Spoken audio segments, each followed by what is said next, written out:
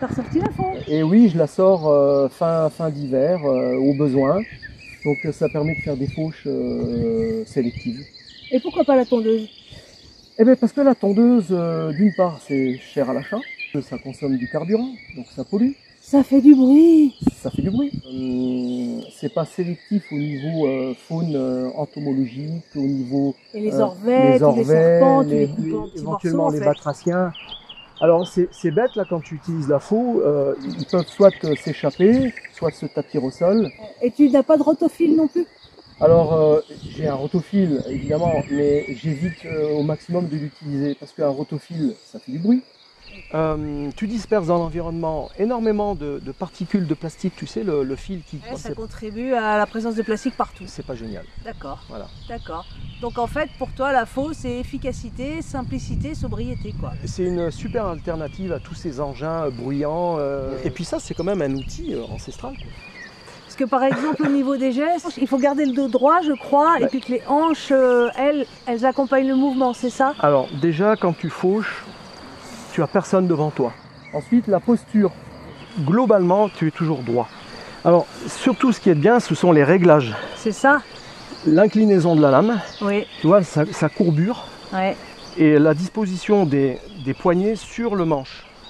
C'est adaptable en fait en fonction de ta taille et De ta morphologie, corpulence. ouais. Ouais, Voilà. d'accord. Tu vois, le talon, là, Ouais. il repose sur le sol.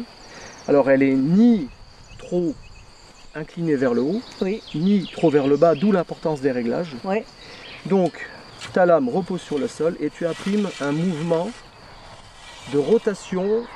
Tu évites ces Pas mouvements-là, trop quand même. parce que sinon il y a torsion de la colonne Ouais. vertébrale, c'est pas génial. Et c'est ce bras-là qui va accompagner le mouvement Mm. autour d'un axe qui est la hanche. Mm, mm. Je te montre.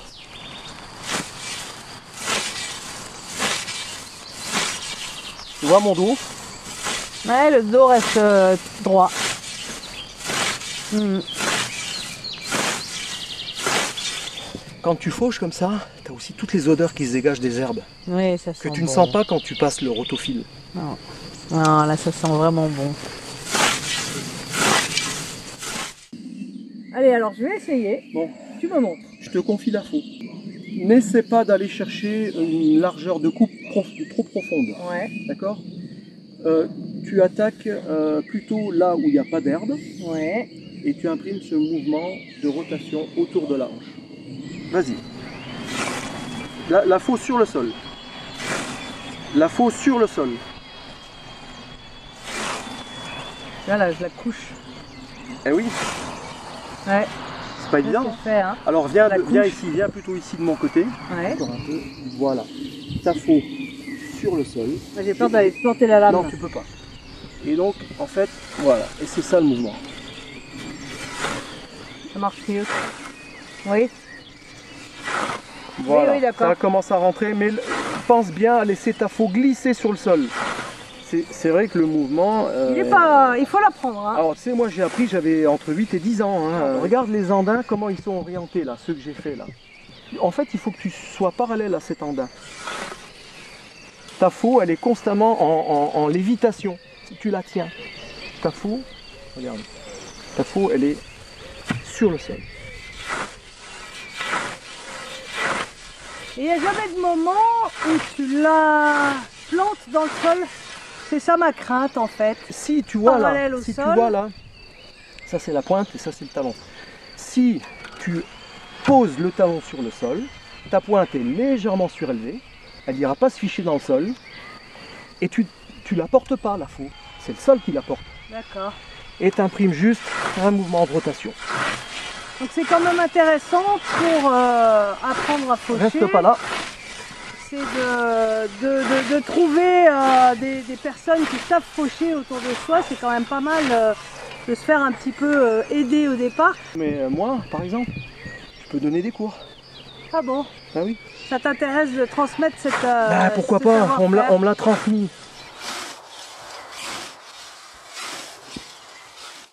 Bon, disons, quand on voit faire, ça a l'air facile, mais c'est un petit peu plus compliqué quand même. Il y a un geste à prendre et puis c'est bien quand on peut être intronisé. Ouais, mais ton père fauchait déjà. Mon père fauchait, mon grand-père fauchait, et puis tu sais, moi j'habitais dans un quartier où il y avait quand même beaucoup d'Italiens, et en plus de leur taf, ils avaient des bêtes, des lapins, des moutons, des chèvres, donc il fallait engranger du foin, donc ça fauchait de partout. Puis tu sais, à mon époque, des broussailleuses, des tondeuses, ça n'existait pas. Non, non, non. Et alors du coup, à propos de débroussailleuses, tu arrives à faucher plein de zones différentes. Tu fauches pas que la jolie herbe. On peut faucher tout type de végétation. Après, il faut savoir qu'il y a aussi différents types de faux. Ouais, c'est ça. Des faux courtes qu'on appelle des fauchons, Ouais. des faux longues jusqu'à 1,50 m. 1,50 m, c'est surtout un peu du folklore pour les concours. Ouais, il existe des concours de fauche. Okay. Voilà. Mais globalement, celle-ci, ça doit être une 55. Celle-là, elle est à peu près polyvalente pour faire de la ronce, les orties. Là, il y a du rumex, de la prêle. Voilà, comme on a déjà bien fauché là tout à l'heure, je vais passer la pierre à faux sur la lame. Tu aiguises très souvent en fait.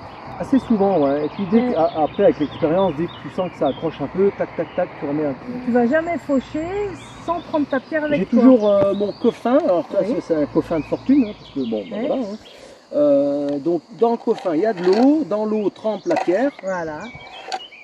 Pourquoi faut-il que la pierre soit humide? Oui, pourquoi? Pour éviter d'échauffer le métal. Alors, moi, il y a une technique, bon, j'ai appris comme ça. Je la cale, tu vois, contre, là, ici, contre le pli de laine. Je mets un pied sur la poignée du bas, là. Je la tiens comme ça. Et après, alors, j'enlève le bras pour montrer. Tu vois, je donne un mouvement qui échappe. Tu vois ce mouvement?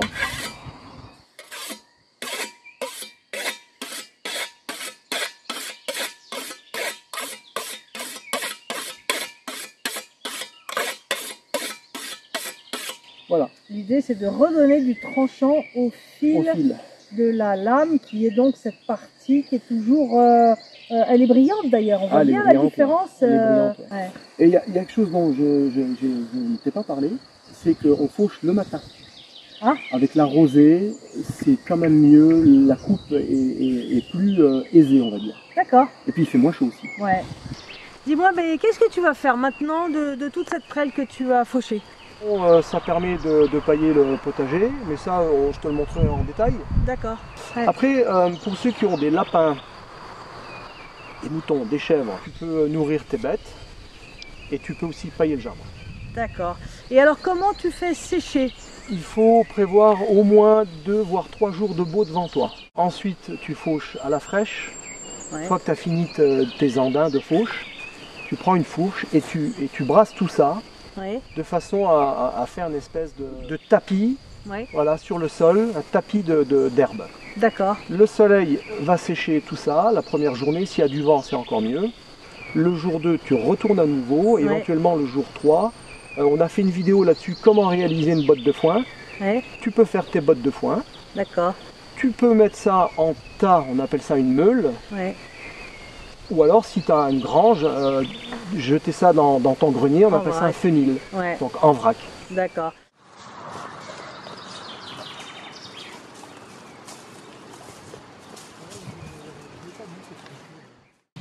Alors David, ça c'est du foin que tu as fauché, que tu as épandu là sur toute la parcelle. Tu essaies d'adopter en fait un peu la technique de Didier Helmstetter. Lui, il en parle dans Le potager d'un paresseux. Et il dit que, alors contrairement à ce qu'on aurait pu penser, il dit que en fait, un paillage épais de foin sur 20 cm ne provoque pas forcément une prolifération d'adventices, parce que si tu as 20 cm, eh bien, elles sont étouffées, les mauvaises herbes ne traversent pas. Et il dit que c'est un engrais extraordinaire, que ça apporte vraiment toute une diversité au sol. C'est vrai, mais ceci dit, ça a aussi un inconvénient. Tu vois, je t'ai fait la démonstration en soulevant une touffe de foin là, sur le sol. Sur 50 cm², on a débarrassé le sol d'une quinzaine, vingtaine de limaces. T'imagines ça à hauteur d'un potager complet, c'est des centaines et des centaines de limaces. Et j'en veux pour preuve là, le résultat sur mes haricots rames. C'est la cata, hein, sur ces rangs là, il reste 5-6 pauvres haricots. Je vais devoir recommencer. Il va falloir ressemer là. Et voilà, du coup, tu envisages de laisser finalement cette parcelle un peu à nu là, pour te débarrasser de toutes ces limaces En fait, moi, je débarrasse toujours la parcelle pour que le sol se réchauffe. Puis après, je repaille plus tard en cours de saison, de façon à occulter un petit peu la lumière, créer une couverture isolante, ça évite l'évapotranspiration. Bon, alors on a vu comment on fauche, ce qu'on fauche, ce que tu fais du foin, et maintenant tu vas nous montrer comment tu entretiens ta faux. Alors c'est un besoin d'un entretien quand même assez régulier. Ouais, c'est ça. D'accord. Tous les 3-4 heures de fauche. C'est ça. Il faut, on va dire, battre la faux. D'accord. Et après l'aiguiser assez régulièrement à la pierre. Très bien. Eh ben, on va voir ça. En cours de fauche. Voilà l'action de battage. Et ça, il faut que tu le fasses 10-20 minutes? Ouais, à peu près une vingtaine de minutes. Pourquoi alors vraiment? Ben, pour bien étirer l'acier. Ouais. D'accord. Donc il y a un mouvement comme ça pour amener à toi le métal. D'accord, ok. De façon à l'affiner ici, là, sur le bord tranchant. Ça va enlever toutes les petites aspérités et ça va rendre le fil le plus fin possible. Alors le plus fin possible, oui et non, pas trop non plus, parce que sinon après là, il va y avoir des micro-fissures. Regardez comment tu sais que tu as fini en fait, et que tu es au bon... Tu appuies l'ongle sur le fil et il faut que le métal ondule. Puis ça permet aussi, le battage va durcir le métal. Contrairement à la pierre à aiguiser qui nécessite de l'eau, là c'est pas du tout nécessaire. Ah, là ça se fait à sec. Et ce marteau là, il est spécifique. C'est pas n'importe quel marteau. Non, il faut des marteaux à celui-ci et convexes. D'accord. Tu as des marteaux aussi avec des pannes bien plates. Mon marteau, c'est un marteau de récup et j'ai refait le manche. Il est très beau. Ensuite, une fois que l'opération est terminée, tu vas passer un coup de pierre à aiguiser sur le fil. Certains utilisent plusieurs pierres, non, toi tu utilises une seule pierre. Non, moi j'ai une pierre naturelle, une pierre à faux. D'accord. Et en France, il nous reste un dernier producteur de pierres naturelles à aiguiser. D'accord. Qui est en Ariège. Ah oui. Voilà. Très bien. Alors une faux, tu la trouves où toi? Tu peux en trouver sur des brocantes. Ouais. Mais après, il y a des sites spécialisés. Je pense que déjà dans une bonne jardinerie, tu peux en trouver. Il faut savoir quand même que Revex, Le Borgne, Forge de Magne et j'en oublie, ont des forges en France. Donc ce sont des outils qui sont français et qu'on trouve couramment en jardinerie. C'est ça, c'est ça. Et combien ça coûte une faux? Alors, le matériel, on va dire, complet, de quoi battre une faux le manche, un peu moins de 200 €. D'accord. Mais après, tu l'as à vie. 70, dans les 70 € minimum pour la, une bonne lame. Ouais. Ensuite, il faut compter dans les 30 € minimum pour un bon manche ergonomique. Voilà. Et puis après, le reste du matériel.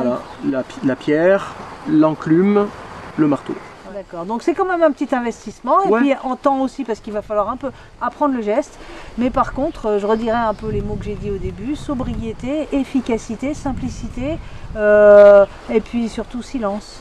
Marie, je voudrais aussi conclure cette vidéo par un hommage à tous ces vieux rital là, de mon quartier qui m'ont inculqué l'art de l'utilisation de la faux. Monsieur Baldo, je te dis, je devais avoir 8-10 ans. Ils m'emmenaient avec eux au champ, Monsieur Baldo, Monsieur Bacco, avec qui on faisait les foins pour les chèvres et ces lapins. Évidemment, mon père, mon grand-père, et puis un grand-oncle aussi, Luigi Mangiardi. Lui avait des moutons et on faisait aussi les foins. C'était vraiment... Et puis il prenait le temps, avec un petit marmot, il prenait le temps de t'expliquer. J'étais gamin, donc j'en ai des souvenirs extraordinaires, mais c'était aussi un savoir-faire... Ouais, un savoir-faire qui se perd. Qui se perd, voilà. Hommage rendu. Merci.